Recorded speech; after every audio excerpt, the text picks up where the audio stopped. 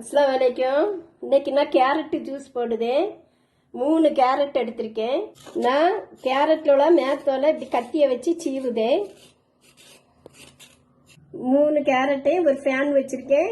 அதில் நான் இந்த கேரட்டை 2ஆ வெட்டி போடுத்தேன். கேரட்டையும் இந்த ஃபேனில் போடுதேன். போட்டு நல்லா கொதிக்கட்டு. பாதாம் 13 பாதாம் போட்டிருக்கேன்.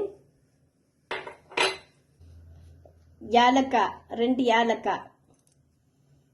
இன்னும் நமக்கு வேவட்டு வெந்த பிறகு பார்க்கலாம். கேரட்டு வெந்தாச்சு. நான் இப்போ கேஸை ஆஃப் பண்ண போறேன். கேரட் ஆற வைக்க போறேன். துண்டு துண்டா மிக்ஸி ஜார்ல ஆட் பண்ணுது.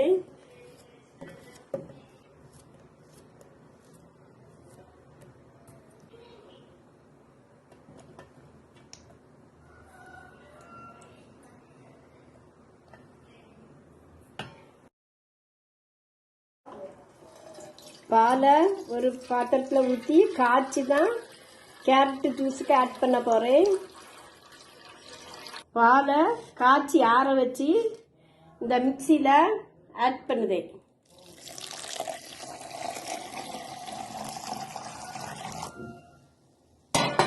மிக்சியில் அரைக்க போகிறேன்.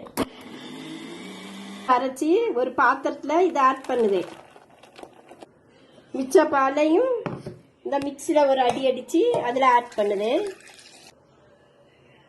சீனி இதுக்கு மிஸ்லின் கப்புக்கு 1 கப்பு சீனி போடுது. இதையும் 2வது பாலையும் இதை ஆட் பண்ணுது. 2வது பாலையும் நான் மிக்ஸ் பண்ணுது.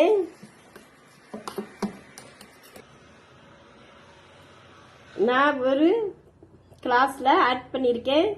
மேலே கொஞ்சம் முந்திரி பருப்பு போடுதேன். இதே மாதிரி குழந்தைகளுக்கு நீங்கள் வச்சு கொடுங்க. பெரியவங்க சாப்பிடுங்க. கண் குளிர்ச்சி. நம்ம ஒரே ஜூஸாக குடிக்காண்டாம், டிஃப்ரெண்டான ஜூஸாக ஒவ்வொரு நாள் ஒவ்வொரு ஜூஸ் குடிக்கலாம். இது நல்லா இருக்கும். கண் குளிர்ச்சிக்கு எல்லாத்துக்குமே ரொம்ப சூப்பராக இருக்கும்.